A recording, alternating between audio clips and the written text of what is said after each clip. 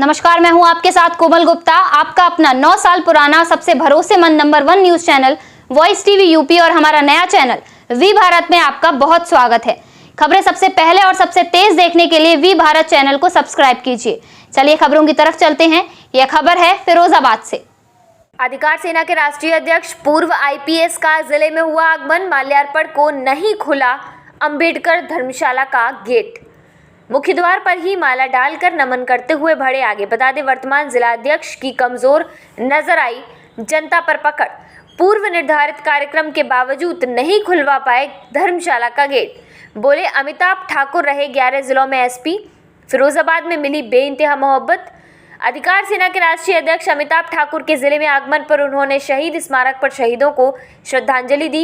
इसके साथ ही जब अंबेडकर धर्मशाला पर बाबा साहब जी की प्रतिमा पर माल्यार्पण करने पहुंचे, परंतु काफी देर तक गेट नहीं खोला गया। इसके बाद वे गेट पर ही माल्यार्पण कर उनको नमन करके आगे निकल गए। इससे कहीं न कहीं अधिकार सेना के वर्तमान जिलाध्यक्ष की कमजोर पकड़ जनता पर नजर आई, जो कि धर्मशाला का गेट तक माल्यार्पण के लिए नहीं खुलवा पाए। मीडिया से बात करते हुए अमिताभ ठाकुर ने बताया कि फिरोजाबाद जिले में कभी वे एसपी रहे उस रूप में। कुछ लोग कह रहे हैं कि मैंने इसको डंडे मारे, उसको डंडे मारे, वो भी एक दौर था, लेकिन उन्हें बेइंतहा मोहब्बत मिली इस शहर से। वे 11 जिलों में एसपी रहे, लेकिन यादव की जो खुशबू फिरोजाबाद की रही वो कहीं नहीं रही। उसी फिरोजाबाद में वे आए हैं। कहा कि हम लोगों ने अधिकार सेना के नाम से एक पार्टी गठित की। सरकार को लगा मैं नाकारा हूँ और नाउम्मीद आदमी हूँ। उन्होंने मुझे नौकरी में नहीं रहने दिया। उन्होंने मुझे लात मार कर निकाल दिया, जबकि मेरी निगाह में बिल्कुल गलत फैसला था। उसके बाद कहा कि हमने अधिकार सेना नई पार्टी शुरू की जो अन्याय, अत्याचार और भ्रष्टाचार के विरोध के लिए बनी है। उसी क्रम में वे यहाँ आए हैं। फिरोजाबाद पार्टी के कार्यों को प्रसारित करने के लिए, लोगों से मिलने के लिए यहाँ आए हैं।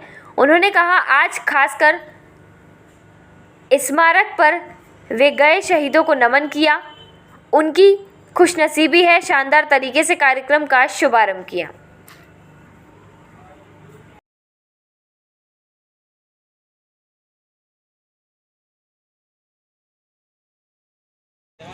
जलवा तो दी मैंने, वो है ही नहीं वहाँ पे।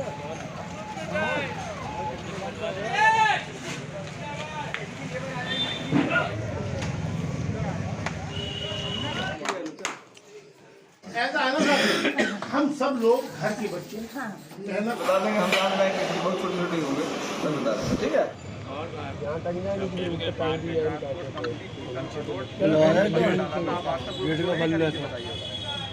तो उसको डिलीट कर दो, आप अपने उस ग्रुप को डिलीट कर दो। मेहनत करके रोजी रोटी क्योंकि आपकी शकल देखिए, सरकार ने मुझे जबरिया रिटायर कर दिया और उसके बाद समाज को मैं किस प्रकार से अपना कंट्रीब्यूशन कर सकता हूं, उसमें मैंने यह पाया कि राजनीतिक रूप से सक्रियता करते हुए जिन आदर्शों के लिए मैंने अपना जीवन अब तक जिया, उस दृष्टि से मैं राजनीतिक दृष्टि से लोगों की पूरी सेवा कर सकता हूं और हमने राजनीति में आने का निर्णय लिया। क्या समाज में आप कमी मानते हैं सरकार की तरफ से, क्या पूरा करना चाहिए? सरकार चाहे वो केंद्र की हो चाहे राज्य की हो, कई मामलों में पूरी तरह फेल है। आर्थिक स्थितियों से हम सभी वाकिफ़ हैं और राज्य सरकार विशेष करके जो हमारे आम नागरिकों के अधिकार हैं उनका हनन करना, लोगों में पुलिसिया भय व्याप्त करना, पुलिस के डर का माहौल पैदा करना, इस प्रकार के तमाम कार्य राज्य सरकार कर रही है और उनके आधार पे स्वयं को सफल बनाने और सफल बताने का कार्य कर रही है, जो पूरी तरह असत्य है। इन बिंदुओं पर अधिकार सेना अपना प्रतिवाद करते हुए आम लोगों को अपने अधिकारों के प्रति जागृत करने का कार्य करना चाहती है और कर रही है। केंद्र और प्रदेश सरकार सबका साथ, सबका विकास और सबका विश्वास का की बात कहती है, इसे आप कहाँ तक उचित मानते हैं? देखिए, मुझे ऐसा लग रहा है कि जो सबका साथ है वह तो इनको कुछ हद तक मिल रहा है। सबका विकास, यहाँ सब शब्द का मतलब 4-6 घराने और 2-4 घर रह गए हैं। जो कई लोग हम दो हमारे दो की बात कहते हैं, वो सबका विकास ये है। और बाकी मुझे नहीं लगता कि आम नागरिक का कोई विकास हो रहा है। लगातार महंगाई बढ़ रही है, बेरोजगारी बढ़ रही है, हालात बदतर होते जा रहे हैं। और यह बात कोरोना के समय की जो स्थितियाँ थी उन्होंने इन बातों को पूरी तरह से उजागर कर दिया है। आपकी आवाज़ पर लगी हुई नेम प्लेट क्या है? बड़ी चर्चा का विषय है, उसका क्या कारण? देखिए, मुझे सेवा से रिटायर किया गया, वो पूरी तरह जबरिया था।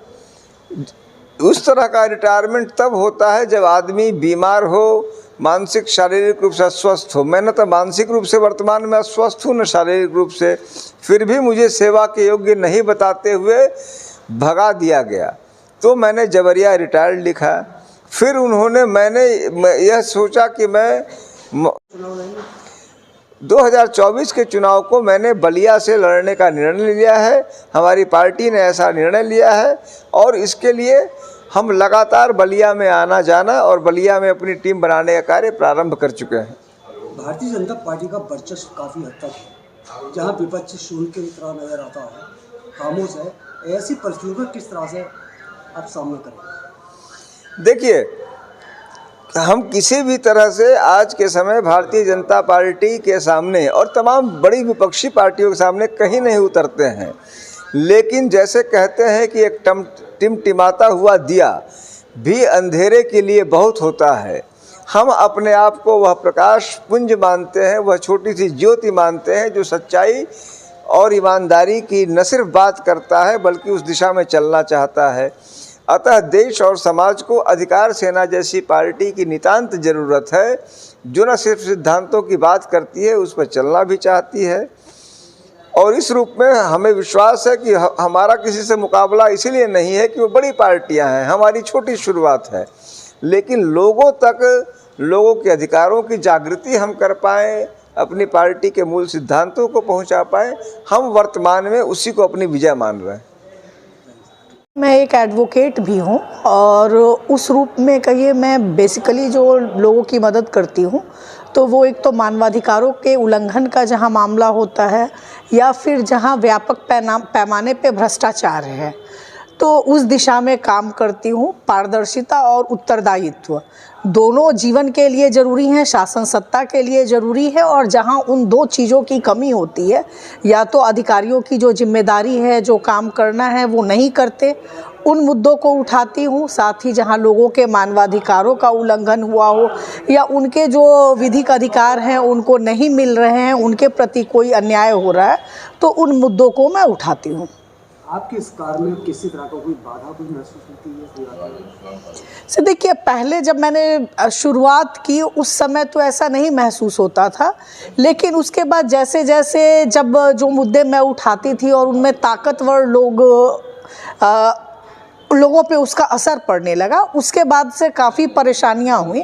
और मैं ये मानती हूँ कि मेरे पति की जो भी सेवा से अनिवार्य सेवानिवृत्ति दी गई, या तमाम कई सारे पहले भी कई मुकदमे दर्ज किए गए, मेरे ऊपर भी कई मुकदमे दर्ज किए गए जो गलत थे, फर्जी थे। कोर्ट ने भी उन पे वे जो मुकदमा लिखाने वाले थे उन पे कार्रवाई की।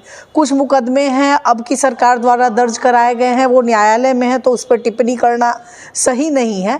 लेकिन ये सारी चीज़ें जो है वो केवल हमारे बोलने और जो हम सही बोलते हैं, लोगों के जो मुद्दे हैं उनको सामने लाने की कोशिश करते हैं, मुझे लगता है कि वो उसके इनाम के रूप में ही हमें दिए गए।